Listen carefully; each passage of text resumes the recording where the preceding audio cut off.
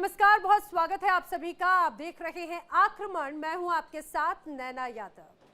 दुनिया के वॉरफ्रंट की अहम खबरें आपको हम बताने जा रहे हैं। किस तरह से दुनिया अब लगातार युद्ध के मुहाने पर है। हालात ऐसे हैं कि चाहे बात मिडिल ईस्ट हो या फिर यूरोप का अलग अलग हिस्सा, सिर्फ जंग की आग में धधक रहा है। आज हम आपको जो तस्वीरें दिखाने जा रहे हैं वो हालात दर्शाती हैं कि कैसे एक बार फिर से तीसरे विश्व युद्ध की दस्तक है। और बार बार डोनाल्ड ट्रंप की जो धमकियां हैं वो तो एक तरह से यही दर्शाती हैं।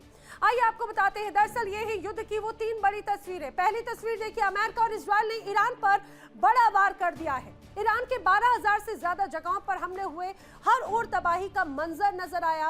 अरबों रुपए की संपत्ति और कई सालों का विकास जंग की भेंट चढ़ चुका है। अमेरिका और इजरायल ने ईरान के ऐतिहासिक रूप से कमजोर होने का दावा किया, लेकिन अब अमेरिकी इंटेलिजेंस की फाइल से ही जो सच निकलकर सामने आया उसने ट्रंप की पेशानी पर बल ला दिए।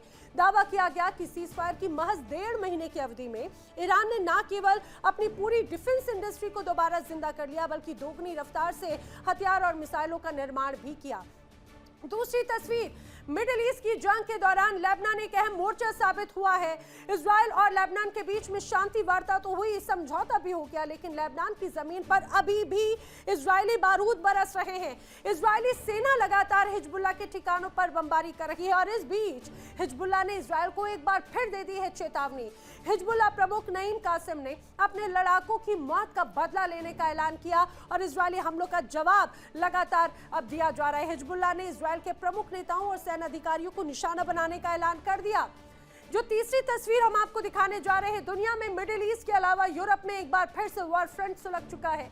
यूक्रेन की जमीन पिछले 4 सालों से ज्यादा समय से रूसी बारूद से दहल रही है और रूसी सेना यूक्रेन पर कब्जे के मकसद से हर तरह का पैंतरा आजमा रही है। इस बीच दुनिया में एक बार फिर परमाणु युद्ध की सुगबुगाहट तेज हो गई है और खबर है कि रूस ने एक ऐसी चाल चली जो दुनिया की टेंशन बढ़ा रही है। आज हम आपको रूस की नई कार्रवाइयों के बारे में बताएंगे विस्तार से। तो आइए करते हैं शुरुआत, देखते हैं आक्रमण। और आक्रमण की शुरुआत करेंगे बड़ी खबर के साथ में, जो बड़ी वॉर ब्रेकिंग है। आपको बता दें इस समय की बड़ी खबर, सीज फायर के बावजूद इजरायल का एक्शन जारी है। जी हां, सीज फायर के बावजूद इजरायल का बड़ा एक्शन है। आईडीएफ ने दक्षिणी लेबनान पर हमला किया है। इजरायली सेना का टायर शहर पर भीषण अटैक की खबर है। हिजबुल्लाह के ठिकानों पर हमलों का दावा किया जा रहा है। हमले लगातार जारी हैं। एक बार फिर से अब इजरायल और लेबनान के बीच में बड़ा तनाव नजर आता है और तनाव भी ऐसा कि मानो कि भले ही यहाँ पर युद्ध विराम हो, लेकिन युद्ध विराम सिर्फ बेमानी है। एक बार फिर से इजरायली सेना ने बड़ा हमला किया टायर शहर पर। चलिए बढ़ते हैं अगली बड़ी खबर की ओर। एक और इस समय की बड़ी वॉर ब्रेकिंग, इजरायल का गाजा में हमास संगठन को बड़ा झटका।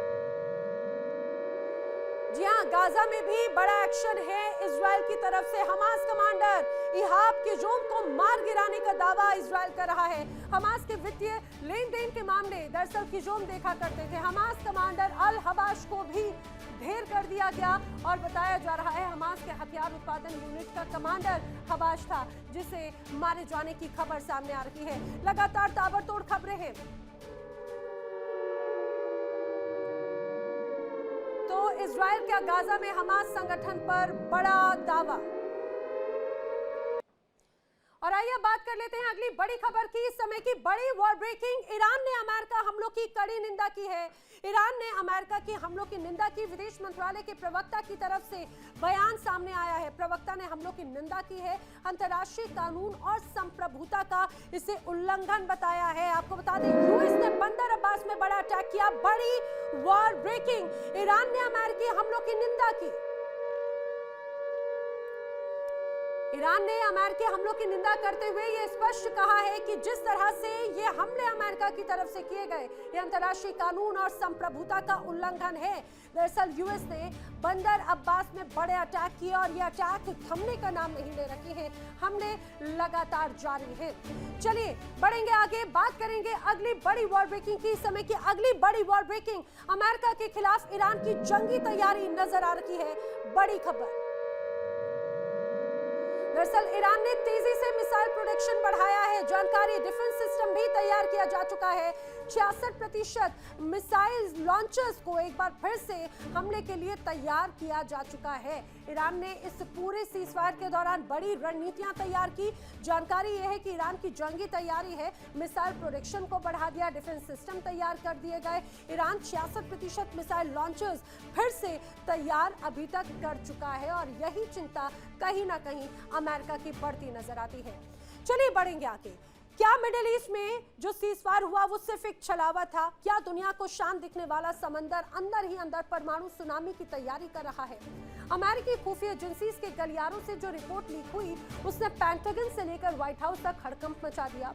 अब दुनिया ये सोच रही थी कि अमेरिका और इजरायल के साझा हमलों ने ईरान को घुटनों पर ला दिया, लेकिन ईरान तो फौलादी निकला।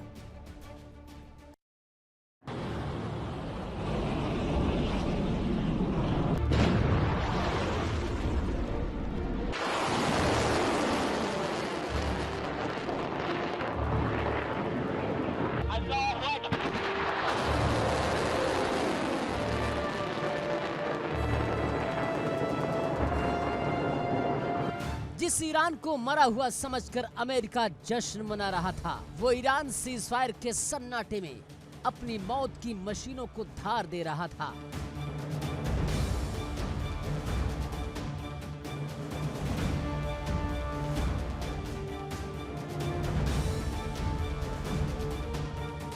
जब अमेरिकी इंटेलिजेंस की सीक्रेट फाइल्स को दुनिया के सामने खोला गया तो पश्चिमी देशों के पैरों तले जमीन खिसक गई।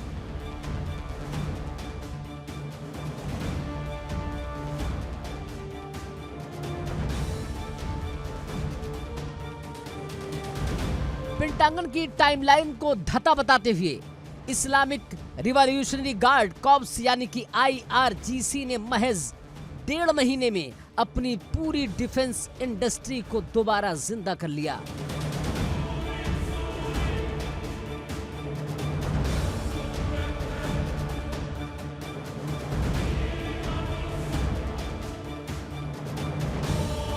ये रिकवरी नहीं, ये अमेरिका के गाल पर तेहरान का वो तमाचा है जिसकी गूंज से नेटो देश कांप रहे हैं।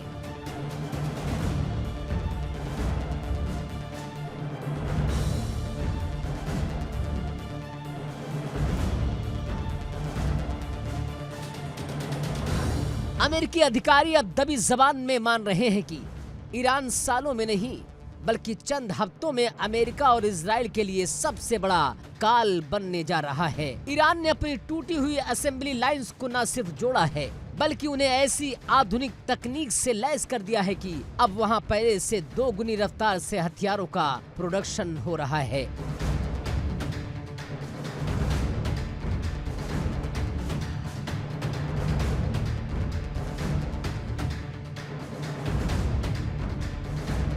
ईरान की यह रफ्तार कोई सामान्य बात नहीं है। ये इशारा है कि ईरान अब आर पार के मूड में है। आइए आपको समझाते हैं कि ईरान की वो 7 घातक तैयारियां जिन्होंने अमेरिका की रातों की नींद और दिन का चैन छीन रखा है।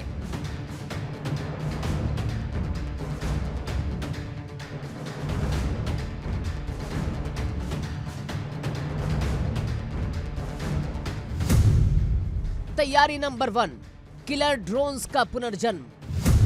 जंग की शुरुआत में अमेरिका इजराइल ने ईरान के ड्रोन प्लांट उड़ा दिए थे, लेकिन सिर्फ 45 दिनों में ईरान ने सुसाइड ड्रोन्स की मैन्युफैक्चरिंग को फिर से शुरू कर दिया।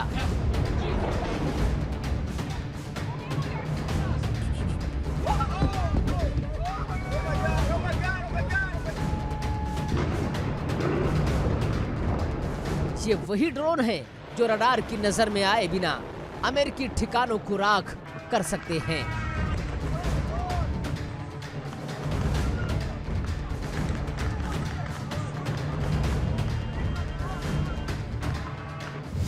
तैयारी नंबर 2, मिसाइल लॉन्चर्स की सुनामी। युद्ध में तबाह हुए लॉन्च पैड्स की जगह IRGC के इंजीनियरों ने रातों रात नए मोबाइल लॉन्चर्स खड़े कर दिए हैं।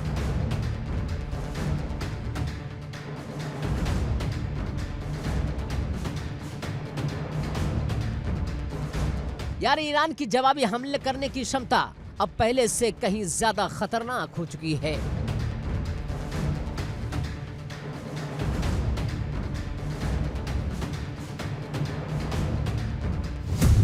तैयारी number 3, underground ghost tunnel network. Iran अपने कमांड सेंटर्स और रडार प्रणालियों को जमीन के सैकड़ों फीट नीचे ऐसी सुरंगों में शिफ्ट कर चुका है जहां अमेरिका का बड़े से बड़ा बंकर बस्टर बम भी बेअसर साबित होगा।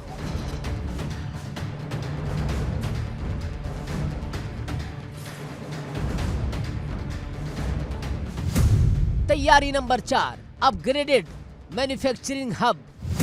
पश्चिमी देशों को लगता था कि प्रतिबंधों के कारण ईरान पुर्जों के लिए तरसेगा, लेकिन ईरान के पास कच्चे माल और गुप्त तकनीक पुर्जों का ऐसा बैकअप था कि प्रोडक्शन लाइन पहले से कहीं ज्यादा हाईटेक हो चुकी है।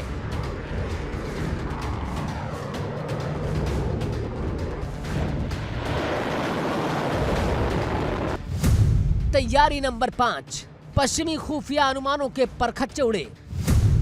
अपनी स्वदेशी इंजीनियरिंग और लेबर फोर्स के दम पर तेहरान ने वाशिंगटन के सारे गणित को फेल कर दिया।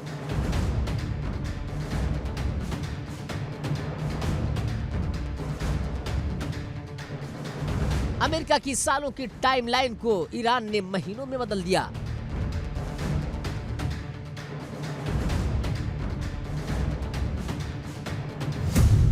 तैयारी नंबर 6, प्रॉक्सी नेटवर्क को बारूद की सप्लाई। खुद को मजबूत करने के साथ साथ ईरान ने हिजबुल्लाह, हूती और इराकी मिलिशिया तक हथियारों की रसद को टूटने नहीं दिया।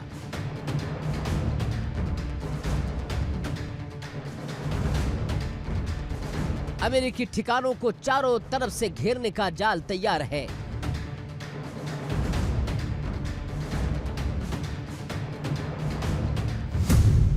और तैयारी नंबर 7, सरेंडर नहीं महाजंग का संकल्प। 7वीं और सबसे बड़ी तैयारी है ईरान का ये कड़ा संदेश कि वो झुकेगा नहीं। बातचीत की मेज पर वो कमजोर होकर नहीं, बल्कि सीना तानकर एक बराबर के सैन्य प्रतिद्वंदी के रूप में बैठेगा।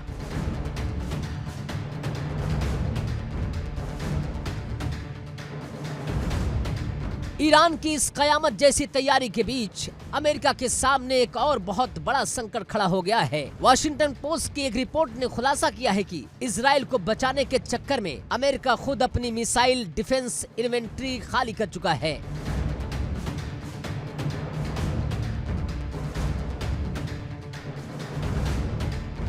ईरान की मिसाइलों को हवा में मार गिराने वाले अमेरिकी थाड और SM-3 इंटरसेप्टर का लगभग आधा स्टॉक खत्म हो चुका है।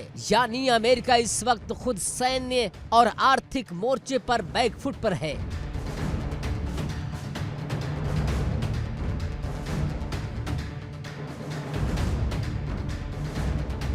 सोचिए, एक तरफ अमेरिका के तरकश में तीर कम हो रहे हैं, तो दूसरी तरफ ईरान अपनी मिसाइलों की नई खेप तैयार कर चुका है।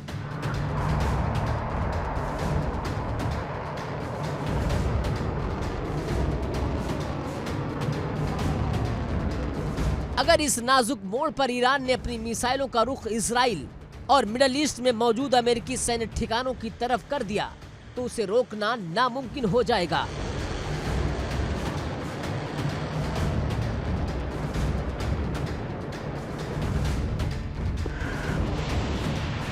पर्दे के पीछे डिप्लोमेसी की कोशिशें जरूर चल रही हैं, लेकिन ईरान के तेवर बता रहे हैं कि वो अमेरिका की किसी भी गिदड़ भभकी में आने वाले नहीं हैं।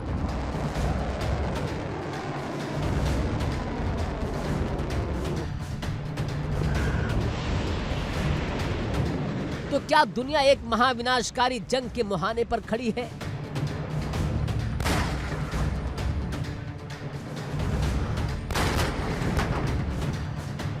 ईरान की इन 7 तैयारियों ने साफ कर दिया है कि सीजफायर सिर्फ एक युद्ध विराम नहीं, बल्कि एक भीषण तूफान से पहले की खामोशी है।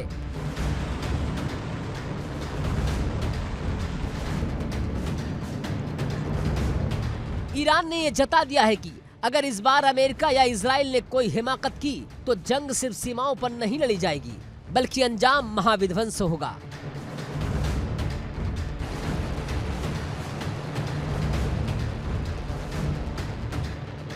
अमेरिका की खाली होती मिसाइल डिफेंस इन्वेंट्री और ईरान की रॉकेट स्पीड से बढ़ती ताकत इस बात का संकेत है कि मिडल ईस्ट का ये ज्वालामुखी कभी भी फट सकता है।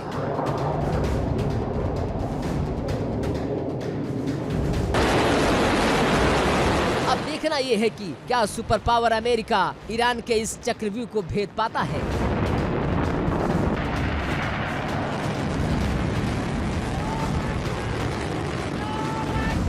या फिर तेहरान का ये बारूदी गुस्सा पूरी दुनिया को तीसरे विश्व युद्ध की आग में झोंक देगा।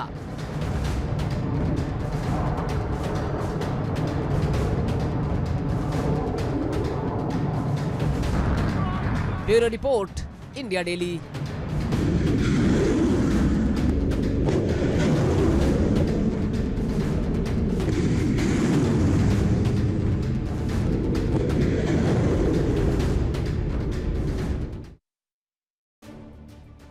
चलिए अब जान लेते हैं कि ईरान के पास आखिर वो कौन कौन सी टॉप मिसाइलें हैं जो कहीं ना कहीं उसकी बड़ी ताकत यहां पर बनती हुई नजर आती है और उसके साथ ही बड़ा तनाव दे रही है मिडिल ईस्ट में तमाम अलग अलग देशों को, इजराइल हो या अमेरिका, उनकी भी चिंता बढ़ा रही है। दरअसल अब ईरान की जो टॉप मिसाइलें हैं वो जरा जान लीजिए, जिसमें फतेह 2 हाइपरसोनिक मिसाइल है। इसकी खासियत जो है एक तरह से सेमी HDR के तौर पर इसे देखा जाता है। मारक क्षमता 1400 से 1500 किलोमीटर की है।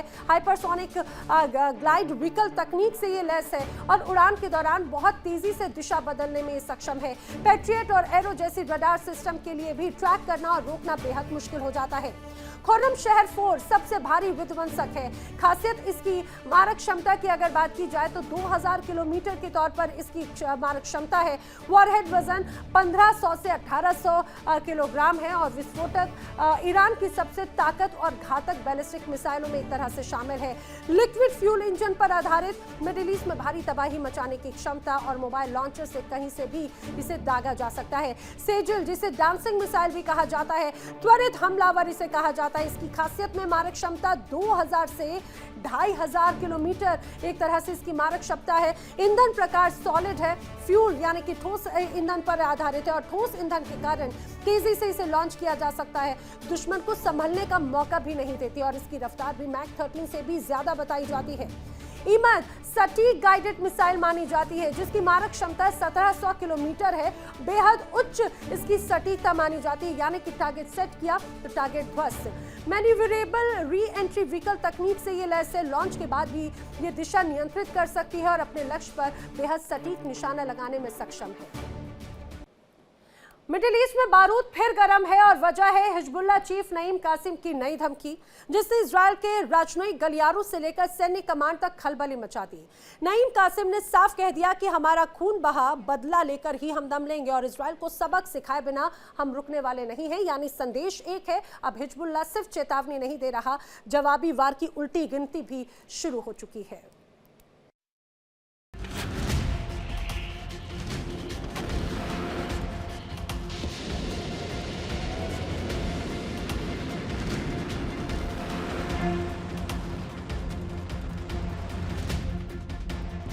मध्य पूर्व की धरती जहां रेत भी बारूद की बू से सन चुकी है, वहीं अब एक बार फिर धधकते लावे की तरह जंग का खतरनाक साया तेजी से फैल रहा है। इजराइल लेबनान बॉर्डर पर तनाव, सरहद पर इजरायली टैंकों की तैनाती, सीमा के इस पार और उस पार से उड़ती धमकती चेतावनियां और दुनिया को डरा देने वाला एक सवाल, क्या फिर लौटने वाले हैं बारूद, गोले और मिसाइलों के वो डरावने दिन?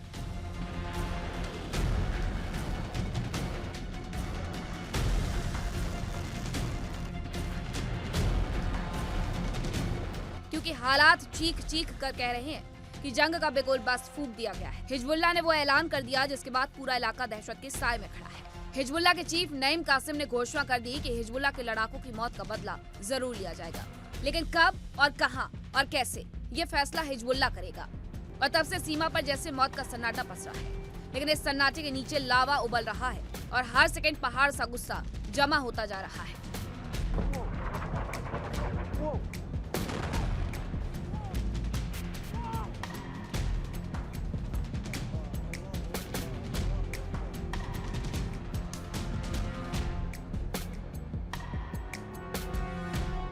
हमले की शुरुआत वहीं से हुई जहां हिजबुल्लाह की धड़कन बसती है, दक्षिणी बैरूत। आधी रात के सन्नाटे को पहले जेट विमानों की गड़गड़ाहट ने चीरा और फिर धमाका इतना जोरदार कि पूरा बैरूत कांप उठा। मलबे के ढेर, टूटी दीवारें और धुएं के बीच हिजबुल्लाह के लड़ाके हमले में ढेर हो गए।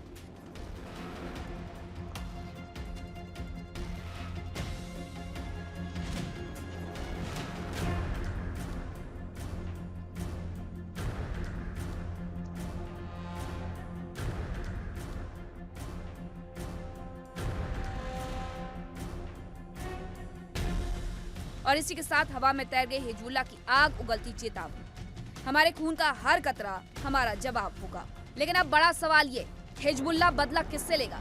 क्या एयर स्ट्राइक के जवाब में हिजबुल्लाह इजराइल के आर्मी चीफ को निशाना बनाएगा? क्या उनके टारगेट पर इजराइल के डिफेंस मिनिस्टर इजराइल कार्ड्स होंगे? या फिर हिजबुल्लाह ने सीधा सीधा इजराइल के पीएम बेंजामिन नेतन्याहू को अपनी हिट लिस्ट में डाल दिया है? क्योंकि बयान तो साफ है, नईम कासिम कह चुके हैं कि जवाब आएगा और जरूर आएगा। लेकिन सबसे खतरनाक खबर ये कि हिजबुल्लाह की सबसे खतरनाक स्पेशल फोर्स रिजवान यूनिट को ऑपरेशन के आदेश दे दिए गए हैं। यानी सैकड़ों एलीट फाइटर जो सिर्फ एक ही काम जानते हैं, अदृश्य तरीके से वार करना, अब पूरी तरह एक्शन मोड में आ चुके हैं। बॉर्डर पर इजरायली टैंकों की गड़गड़ाहट और हिजबुल्लाह की मिसाइल यूनिट्स की तैयारी दिन रात आखिरी जंग की खुशबू बिखेर रही है।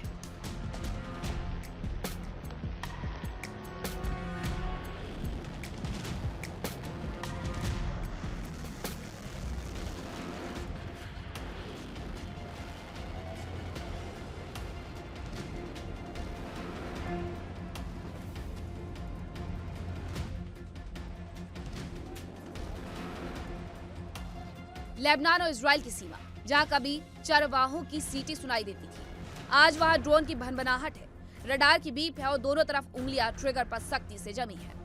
टैंकों की चेन सूखी मिट्टी को खरोचती जा रही है और हवा में तैर रहा है युद्ध का वो डर जो कभी भी हकीकत बन सकता है।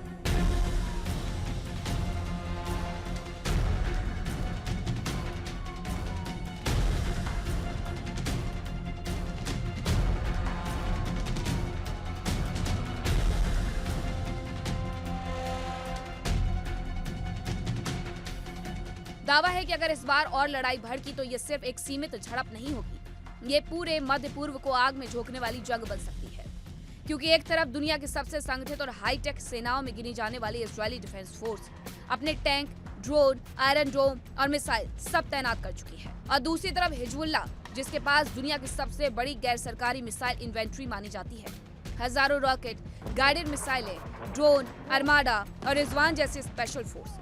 और इन सब के बीच नईम कासिम का ये बयान जैसे माचिस की तीली है, हमारे कमांडर का खून युद्ध की नई शुरुआत होगी।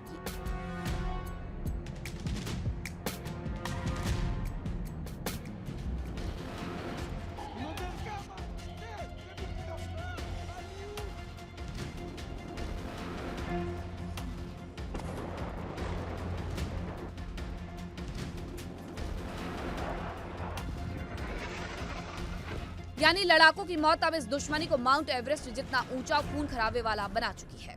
इजराइल के खुफिया एजेंसियां लगातार चेतावनी दे रही हैं कि हिजबुल्लाह किसी भी पल बड़ा हमला कर सकता है।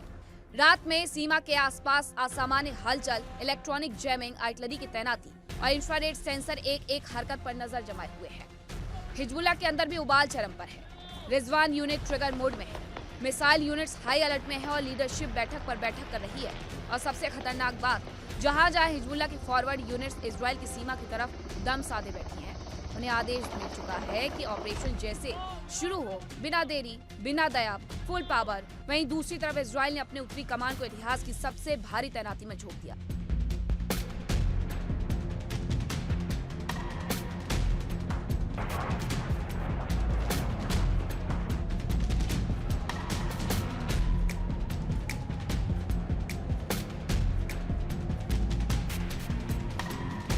सीमा पर टैंकों की कतार, तोपों की आवाजाही, डिविजनल कमांड पोस्ट की हलचल और आसमान में ड्रोन की पहरेदारी युद्ध के मैदान का ट्रेलर दिखा रही है। मध्य पूर्व की राजनीति आज सबसे खतरनाक मोड़ पर खड़ी है। हिजबुल्लाह के कमांडर की मौत नहीं, ये हिजबुल्लाह के लिए इज्जत, बदला और जंग का सवाल बन चुका है। नईम कासिम लगातार कह रहे हैं, अगर इजराइल समझता है कि वो हमें चुप बैठा देगा तो ये उसकी सबसे बड़ी भूल है।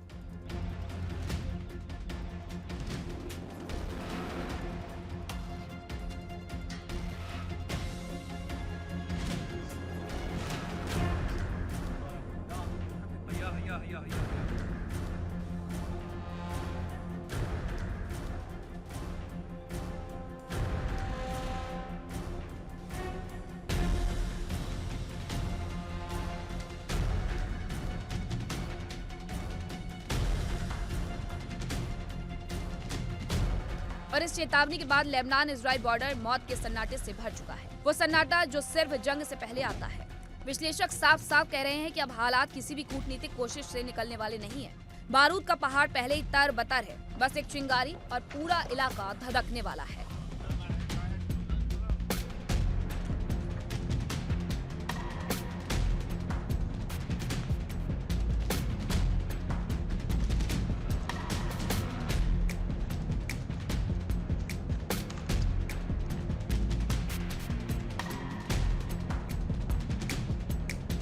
इजरायल ने अपने एयरफोर्स को नाइट ऑपरेशन के लिए तैयार कर दिया है। सीमा के आसपास मिसाइल इंटरसेप्टर यूनिट्स 24 घंटे एक्टिव मोड में है और हिजबुल्लाह, जिसकी मिसाइलें 200 किलोमीटर से लेकर 700 किलोमीटर तक की दूरी तय कर सकती हैं, वो भी लॉन्च रेडी पोजीशन में है।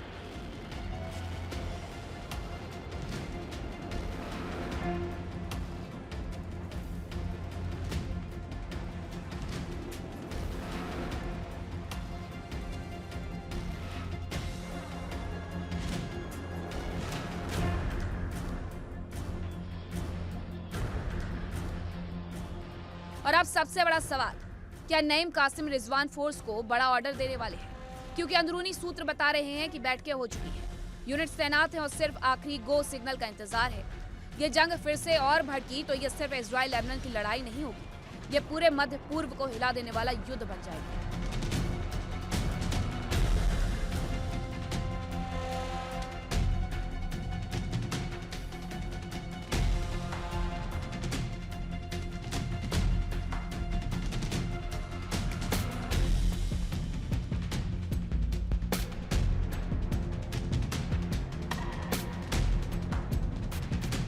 धरती कांपेगी, आसमान फटेगा, सीमा से लेकर शहरों तक हर जगह बारूद की धुंध छा जाए, क्योंकि एक तरफ इजराइल की हाईटेक सैन्य मशीनरी और दूसरी तरफ हिजबुल्लाह का गुस्सा, उसकी मिसाइलें और बदले की आग। ये टकराव इतना बड़ा, इतना भारी और इतना खतरनाक होगा कि दुनिया इसे इस वक्त की सबसे डरावनी जंग कहने लगेगी।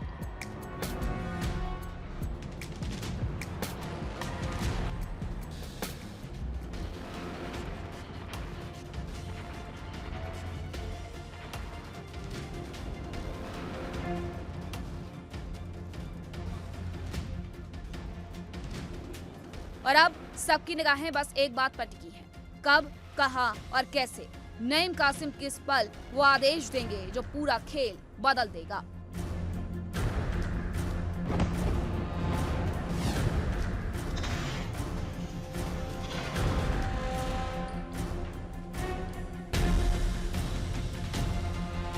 Bureau report, India daily.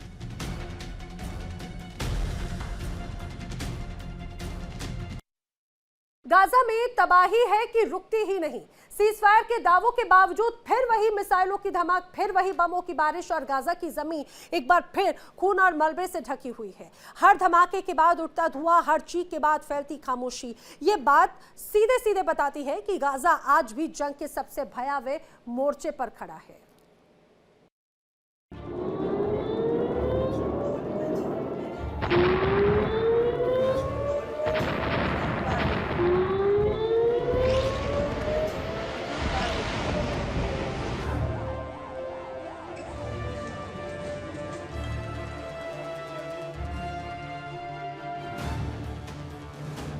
Gaza एक नाम, लेकिन असलियत में एक नरक। वो सीज फायर जो कागजों पर हुआ था, वो उम्मीदें जो जगी थी, वो हर राहत जो चाहिए थी, उसे धूर्तता से फाड़ दिया गया।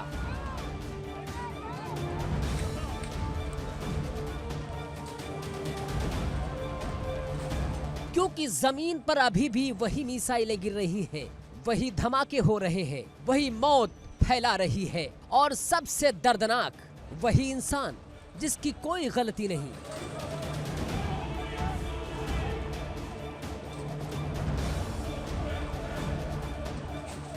बस पाया था कि आज शांति की खबरें सुनेंगे, लेकिन गाजा के आकाश से फिर मौत की बारिश हो रही है। हाँ, समझौता हुआ था, एक सीज फायर, लेकिन वो सिर्फ कागजों का था। असलियत कुछ और ही दिख रही है।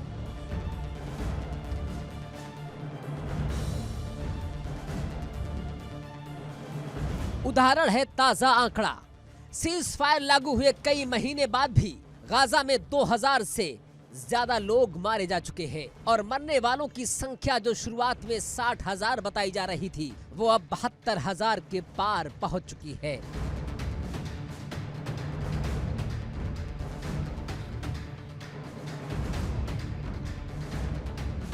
मतलब शांति की डिक्लेरेशन के बावजूद दहशत, मौत, बर्बादी जारी है। सीज फायर हुआ शर्मनाक सीज फायर जो सिर्फ कागजों पर था, क्योंकि जमीन पर अब भी वही बम गिर रहे हैं, वही मिसाइलें आ रही हैं, वही लाशें मिल रही हैं।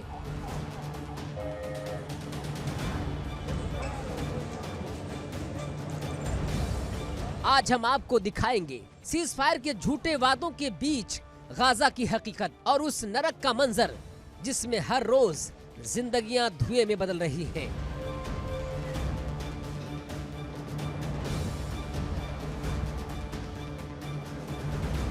एक समझौता हुआ था, एक शांति की डील बनी थी, लेकिन वो डील रुकावट बनकर टूट पड़ी है और अब कहानी दो मोड़ ले चुकी है। पहले कहा जा रहा था कि हमास के लड़ाके जो राफा की सुरंगों में बंद थे, उन पर हमला हो रहा है। कहा जा रहा है कि करीब 40 लड़ाके ढेर हुए और सैकड़ों लड़ाके अब भी कई सुरंगों में फंसे हैं।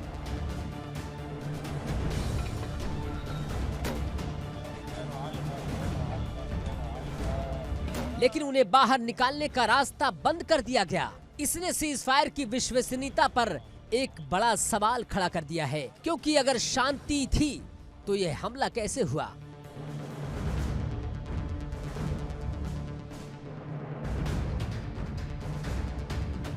अगर समझौता था तो सुरंगों में फंसे लोगों को सुरक्षित बाहर निकलने का रास्ता क्यों बंद कर दिया गया? क्या यह हमला सिर्फ जंग का नहीं, ये धोखे का चेहरा है? ये वो चेहरा अब पूरी दुनिया देखने को मजबूर है।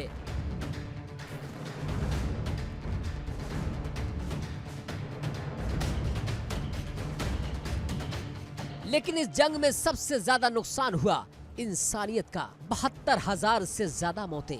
वो सिर्फ आंकड़े नहीं, हर मौत एक कहानी है, एक परिवार है जो बिखर चुका है। बच्चे, महिलाएं, बूढ़े, जिनका युद्ध से कोई लेना देना नहीं था। वो आशाएं जो गाजा के बच्चों, युवाओं और महिलाओं के लिए जगी थी, अब राख हो चुकी है।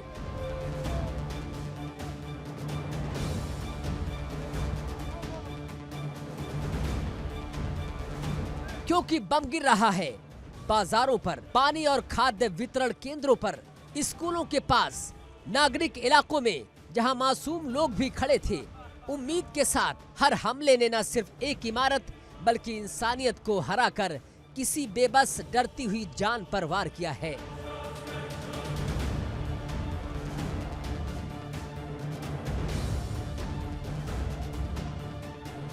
और ये बमबारी सिर्फ युद्ध क्षेत्र तक सीमित नहीं रही। गरीबी, जरूरत, भूख, सब कुछ निशाने पर हो गए। गाजा में पानी, बिजली, अस्पताल और खाने का इंतजाम सब ढह चुका है।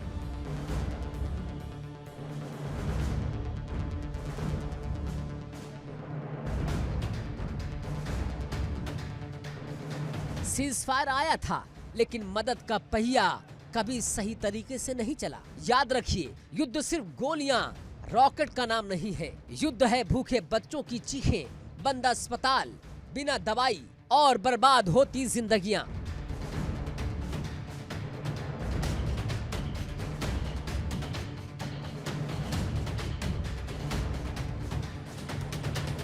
अब जो कहा जा रहा है कि वो पुनर्निर्माण की बातें हैं, गाजा का भविष्य, एक अंतरिम प्रशासन, अंतर्राष्ट्रीय सुरक्षा बल और शायद एक स्वतंत्र फिलिस्तीनी राज्य की राह।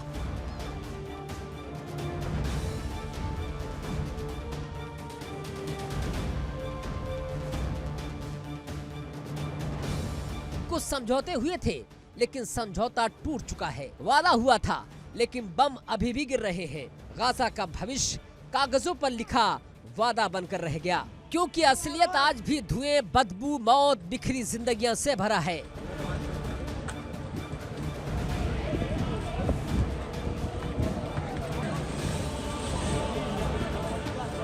गाजा अब सिर्फ एक भूगोल नहीं रहा, गाजा बन गया है मौत की चिता, गाजा बन गया है एक चीख, गाजा बन गया है हमारी इंसानियत का दर्द। और अगर हम चुप हो जाएं, अगर हम आंसू पोंछ लें, अगर हम आंकड़ों में खो जाएं, तो मतलब है हमने अपनी संवेदनशीलता खो दी है।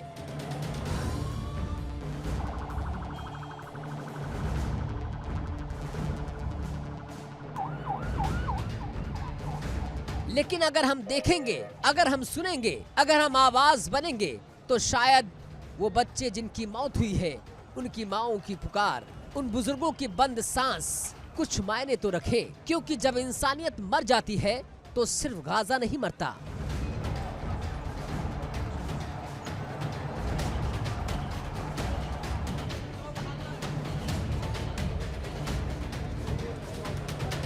क्या हम सिर्फ आंकड़ों में जीना चाहते हैं, या उन आंसुओं में, उन चीखों में, उन मिट्टी के ढेरों में, उन बिखरी जिंदगियों में जिनकी कोई कद्र देख पाएंगे? गाजा आज फिर जल रहा है, लेकिन उसकी आग सिर्फ वहां नहीं जहां बम गिर रहे हैं।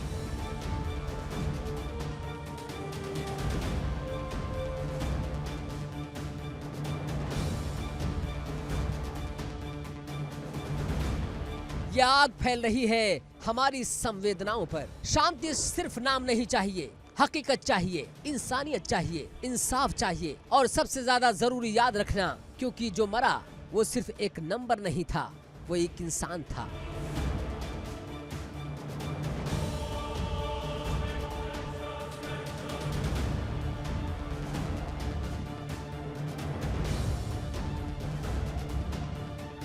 इजरायली सेना की दलील बिल्कुल अलग है। वो कहती है हमने हमला सिर्फ उन लोगों पर किया जो संदिग्ध गतिविधि करते हुए सैनिकों के करीब आए थे।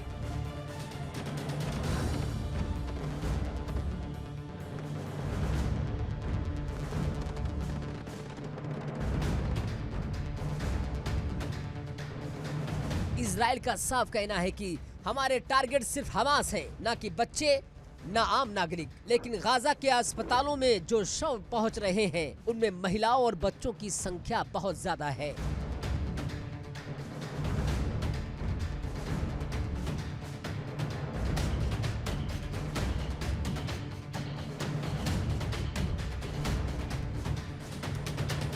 यानी बयान कुछ और हकीकत कुछ। और अब कहानी का असली ट्विस्ट, दोनों पक्ष एक दूसरे पर सीज फायर तोड़ने का आरोप लगा रहे हैं।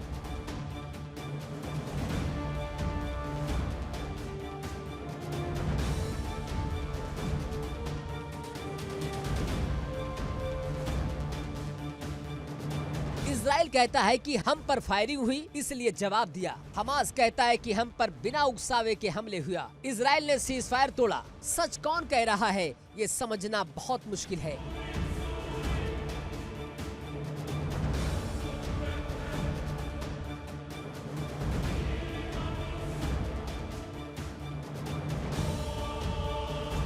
लेकिन इतना साफ है कि सीज फायर सिर्फ कागज पर नहीं, मैदान में आज भी जंग जारी है।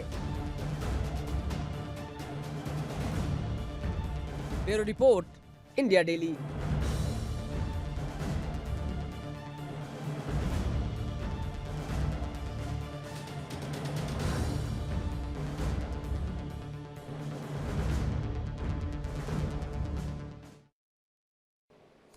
दुनिया इस वक्त परमाणु युद्ध के मुहाने पर है। एक ऐसी चाल चली जा रही है जिसने वॉशिंगटन से लेकर ब्रुसेल्स तक, यानी अमेरिका से लेकर पूरे नाटो देशों के मुख्यालयों में हड़कंप मचा दिया। रूस के राष्ट्रपति व्लादिमीर पुतिन ने यूक्रेन युद्ध के बीच एक ऐसा बटन दबा दिया जिसकी गूंज सीधे व्हाइट हाउस में सुनाई दे रही है। रूस अपने सबसे वफादार दोस्त यानी कि बेलारूस को 10 न्यूक्लियर हथियार सौंपने जा रहा है। जी हां, परमाणु बम जो अब तक मॉस्को के पास थे, वो अब नाटो की सरहद पर तैनात होने जा रहे हैं।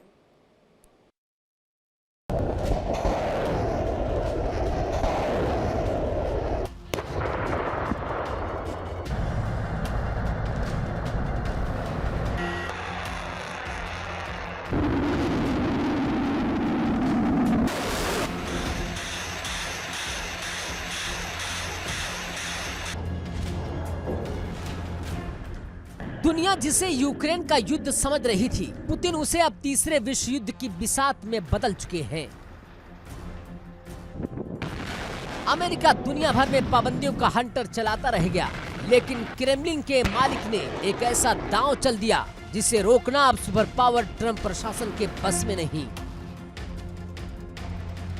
रूस का सबसे भरोसेमंद, सबसे पक्का और सबसे खतरनाक साझेदार बेलारूस अब परमाणु शक्ति से लैस होने जा रहा है। खबर पक्की है, मुहर आधिकारिक है। बेलारूस के रक्षा मंत्रालय ने खुद कबूल किया है कि उसके सैनिकों को स्पेशल न्यूक्लियर ट्रेनिंग दी जा रही है।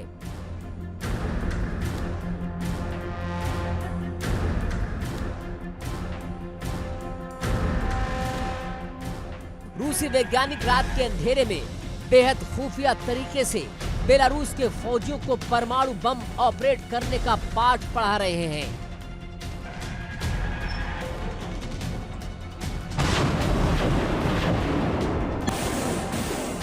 जैसे ही ये ट्रेनिंग पूरी होगी, मॉस्को 10 घातक परमाणु हथियार सीधे बेलारूस की धरती पर लैंड कर जाएंगे।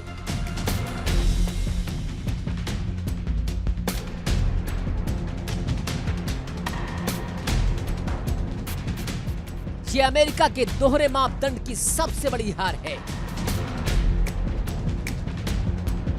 वॉशिंगटन अपनी पूरी ताकत लगाकर ईरान को न्यूक्लियर डील के जाल में फंसाए रखना चाहता था। पाबंदियां लगाकर ईरान को परमाणु बम बनाने से रोकता रहा, लेकिन अमेरिका की नाक के नीचे यूरोप की छाती पर पुतिन ने परमाणु बमों की नई फैक्ट्री खोल दी।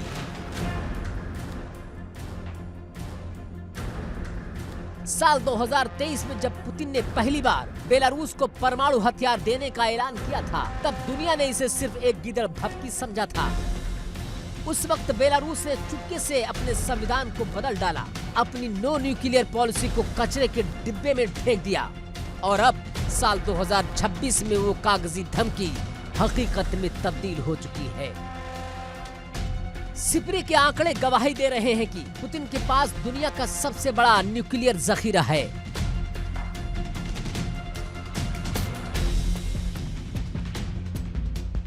पांच 5000 से ज्यादा परमाणु बम, इनमें शैतान 2 यानी कि RS-28 सरमट, RS-24 यार्स और टोपोल M जैसे इंटरकॉन्टिनेंटल बैलिस्टिक मिसाइलें शामिल हैं। और अब इस जखीरे में से 10 परमाणु बम बेलारूस को मिलने जा रहे हैं।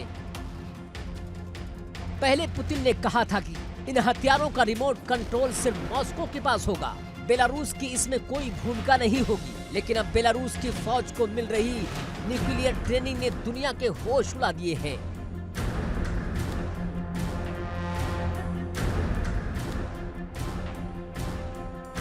पुतिन का ये दावा झूठा साबित हो चुका है। अब रिमोट कंट्रोल भले ही पुतिन के पास हो, लेकिन उंगली बेलारूस के सैनिकों की भी हो सकती है।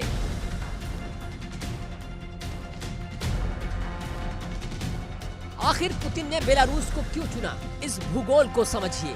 बेलारूस कोई आम देश नहीं है, ये यूरोप के दिल में रूस का एक सैन्य अड्डा है। बेलारूस की सीमाएं 3 तरफ से नेटो देशों पोलैंड, लिथुआनिया और लातविया से मिलती है, और दक्षिण में इसकी 1000 किलोमीटर से लंबी सीमा सीधे यूक्रेन से टकराती है। पुतिन के चाल को समझिए। बेलारूस में परमाणु हथियारों की तैनाती का मतलब है नेटो की दहलीज पर मौत का सामान रख देना।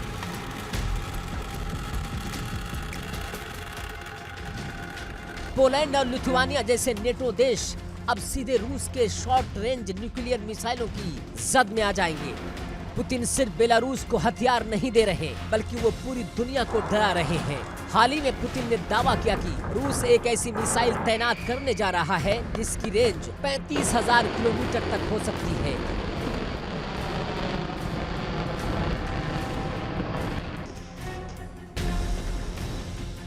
यानी एक चक्कर में पूरी पृथ्वी को सोहा करने की ताकत।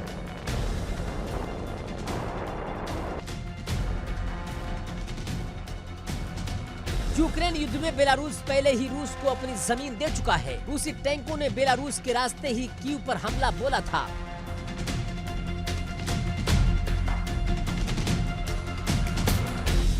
लेकिन अब परमाणु बमों की मौजूदगी सीधे सीधे पश्चिमी देशों को ये संदेश है कि अगर यूक्रेन की मदद बंद नहीं की तो युद्ध का दायरा सिर्फ डोनबास या कीव तक महदूद नहीं रहेगा। ये पोलैंड, जर्मनी और फ्रांस तक फैलेगा।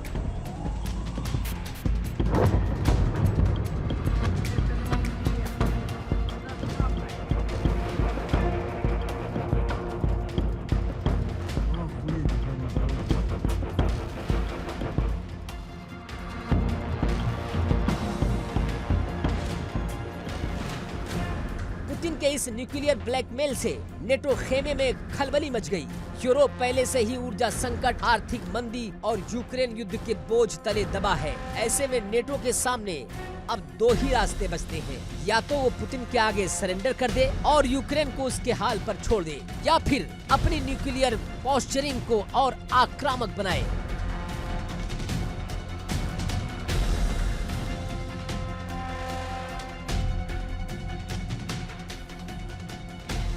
रक्षा विशेषज्ञों का मानना है कि नेटो अब पोलैंड और रोमानिया जैसे देशों में अपनी परमाणु मिसाइलों की तैनाती बढ़ा सकता है। अमेरिका अपनी न्यूक्लियर वॉरहेड्स को यूरोप के और करीब ला सकता है। यानी शीत युद्ध के बाद दुनिया एक बार फिर म्यूचुअली एश्योर्ड डिस्ट्रक्शन के दौर में लौट रही है, जहां एक भी गलत कदम पूरी मानवता का अंत कर सकता है।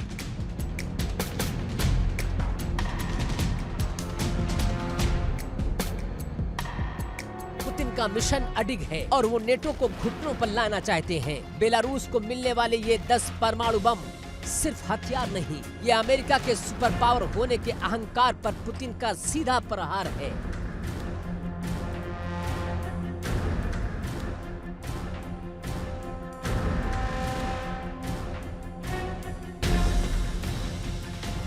अब देखना होगा कि जब बेलारूस में इन घातक हथियारों की अंतिम तैनाती पूरी होगी, तब वाशिंगटन की तरफ से क्या जवाबी कार्रवाई होती है।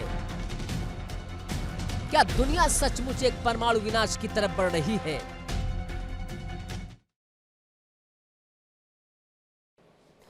आक्रमण में फिलहाल इतना ही, लेकिन देश दुनिया की तमाम खबरें आगे भी जारी हैं।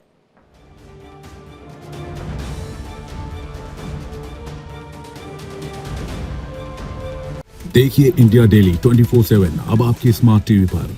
इंडिया डेली मौजूद है सभी डिजिटल प्लेटफॉर्म पर लाइव और लगातार। इंडिया डेली 24/7 हर दिन राष्ट्र को समर्पित।